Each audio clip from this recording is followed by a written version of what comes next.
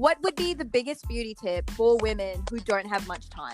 Like, what is one thing that they have to always do? I would say moisturizer for sure. I can't speak to hydration enough. Okay. Yep, I'm sensing a theme here. Yes, but I would say if you have 5 minutes in the morning, your tinted moisturizer and your concealer can really go far. And both of these products are universal. So if you are a male doctor and you're going to see a lot of patients and you might feel a little bit dark under the eyes, makeup is universal. I cannot stress that enough. So a tinted moisturizer is not going to go into super female or anything like that. Like, tinted moisturizer can go very far. Even concealer. I would say, just kind of looping back to what a routine looks like for makeup, because I know I gave you skincare, but makeup would be tinted moisturizer, concealer, maybe a little bit of cheek color. Right now, there's a bunch of different brands, like blush sticks. Yeah, I've seen that. Eyes, cheeks, and lips. I think they call them like nude sticks or something like that. Yeah. Milk makeup makes one that's really nice. Yeah. And that's going to be able to, that's very, very universal. That's something that you could put on in the car if you're on your way. And then just your super hydrating lip balm.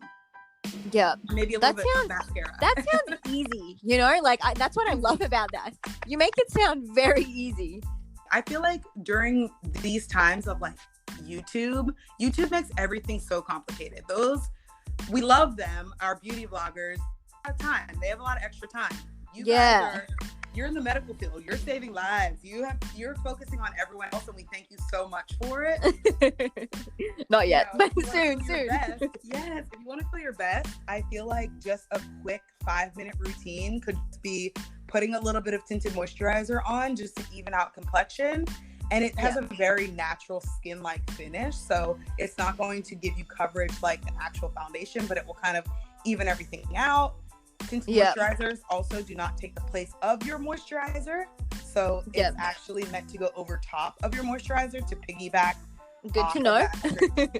That's a question I get a lot. And then a little bit of concealer under the eyes, mascara, maybe a little bit of cheek color. Done. How do we feel about like really bright colored like lipsticks or eyeshadow or even eyelashes in the workplace? So I would say that kind of falls into more of like those Instagram trends, I would say. Okay. I feel like if you love lashes and like I was saying, that one complementary color of eyeshadow goes very far. I would say that if you're going to apply your lashes for the workplace, there's a difference between daytime lashes and nighttime lashes. So I would say for the workplace, daytime lashes might be a little bit better. And I'm assuming they're a little bit lighter and they're not as long. Yep, they look more natural. They look like an extension of your natural lashes versus like dark black ones. Yeah. Because I feel like those types of lashes need to be supported with an actual eyeshadow look. Yep. Wearing the lashes, they could look too harsh. Yep.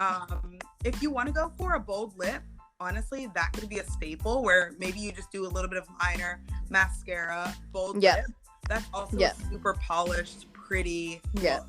Yeah, as weird as it sounds, I usually go for like brown tones, like earthy tones for lipsticks when I go into like the hospital. Because I don't know who told me, I don't know if I made the assumption on my own, but like I just feel like it's unprofessional. I don't know who brought this term to my head, but that's what I always assumed. So I never went for like bright red or like a yellow or a blue, I don't on your eyeshadow, you mean? No, on my lips. Like I kind of avoid that. There are no rules. Whatever complementary to your skin, and honestly, makeup is all about the way it makes you feel, right? Yeah. So we're doing this for ourselves. Honestly, the number one person that we are impressing is ourselves. So if you put a very plum lip and it makes you feel fierce, and it's more of a natural color, I wouldn't say like maybe might be time and a place for that, but if you have a little bit of color and it makes you feel, it gives you that extra confidence, that's what makeup is all about. Yep, that's great advice. Okay, and I think you're going to be horrified by this question, but is there a rule about sleeping with makeup on? So let's take that word rule. We threw it out the window. Oh, true. I'm forgetting this. There we go. So there is actually, you know what? That might be the one thing that there is a rule on. No sleeping in makeup. Okay. What about a nap? Like, yeah, you can take a nap. okay. Yep. Because at nighttime, so when you go to sleep, your skin is repairing itself. I call them your little skin elves. They come out, they start to go to work. But that's usually in whenever you get into that deeper, where your skin starts to repair itself. So if you're taking a nap, you know, if you're laying down for 15 minutes in between your shifts, or like you have one of those crazy 20-hour shifts and you definitely need a nap somewhere in between, I would say that you could.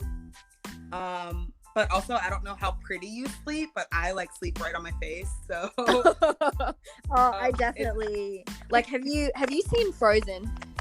Like the cartoon? Yes. Yeah, so you know that scene where Anna like wakes up and she's got drool and her hair's all over the place, and it's just like, yes. Yeah, that's me, 100%. Yes. Like, I'm probably worse than that as well. Yes. But yeah, so definitely not a pretty sleeper or a pretty crier. Actually, that's another thing. Yes. Those days, maybe if you feel like you have a really long shift coming up, I would say maybe like you might like more of a powder, something that's not going to move while you are taking a little snooze. Mm-hmm. That might be a better option because it's kind of in the same family as a tinted moisturizer as far as coverage goes, where it just kind of evens out the skin without being too much. Okay. Pretty. Yeah, that sounds nice. One of my cousins, she was getting married, something like that. And she was like, you know what? I'm just going to permanently wear my eyelashes because I want to wake up and like flutter my eyelashes and give him butterfly kisses. Anyway, speaking of long shifts, and especially like something like night shift, should you wear like long wear products or do you just like stick to the powder? In each category, I feel like there are very long wearing things. So you could get a long wearing powder, wearing foundation. Yeah. But whenever you're applying, I feel like the prep and the set are going to be the most important, especially for to answer your question about keeping it off your masks. Yeah. Whenever you're doing a face, you definitely want to use like your primer or like your tinted moisture care of priming and a little bit of color. So that's kind of why I suggested it, because it's more universal and very well rounded. Okay. You definitely want to lock it in. So especially for like your combination skins, if you put your tinted moisturizer on and you set with powder always sets liquid, or liquid can set powder. So you definitely want to make sure to set your makeup so then you won't have to worry about products that say like long wearing or waterproof, even though they do exist. Okay. Yep, that sounds good. And how do we feel about oils? You know, like those beauty oils.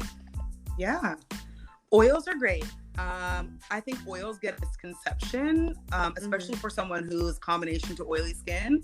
The oils that are in the term of beauty oils, they actually help your skin to provide more balance. So those oils are different than the oil that your skin naturally produces, even though they mimic your skin's natural oils. So oil fights. If you're an oily skin, like my skin type is more of an oily skin. Okay. So I use an oil that actually cancels out my oil. It's a tea tree balancing oil, Biossance, and they're more of like a scientific kind of line. So that one is going to balance out oil so that my skin actually produces less oil, because it's almost like hydrating your skin enough to where it tells your skin, I'm already giving you this hydration, so you don't need to produce your own. And our skins actually produce more oil when they are asking us for hydration. So an oil is actually a really good way to give the skin a lot of hydration, and oils actually soak into the skin instead of feeling oily on the skin. Okay. Yeah, that sounds nice. Yes. Yeah, that sounds really nice. I'm like imagining butter, but like after you said that, I was like, okay, it's not as greasy as I would have thought. Exactly. And oils, you only put like 2 or 3 drops right on your fingertips, Mhm. and then you kind of press your fingertips together and then actually press an oil into your skin, opposed to if you're using a moisturizer, we rub a moisturizer right into our skin. Yeah. An oil, if you press it into your skin will absorb it, and then it won't leave any oil. Nice. All right. Well, I guess this gives me a heap of homework to work on. Thank you so much. And if we want to follow me on you, where can we do that? My Instagram handle is at Tiara Ross Beauty. That's TIERRAROSS, and then the word beauty. Also, that's my email address. Okay. Too. So TiaraRossBeauty@gmail. I am an open book when it comes to all things beauty, hair, nails, skincare, makeup. So if you have any questions, let me know. And also, you do your homework, and I'm here for you as well. Thank you.